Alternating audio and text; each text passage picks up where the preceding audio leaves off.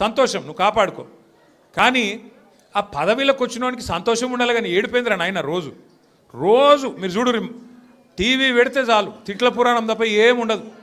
మీరు గట్టిగా అడిగిర్రు అనుకో, ఏమాయిరా బై 2500 ఏడు ఉన్నాయని చెప్పి మీరు అడిగిరాక ఆడపిల్లలు పోయి మీ గుడ్లు వీకి గోటీలు ఆడుతా అంటాడు. వీడెక్కడ ముఖ్యమంత్రి?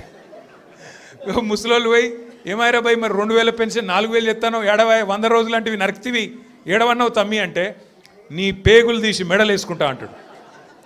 అట్లాగే మన విద్యార్థులు పోయి ఏమాయా మరి 2 లక్షల ఉద్యోగాలు అన్నావు, ఏం సంగతి అంటే నీ లాగుల తొండలు ఇడిచి పెడతా.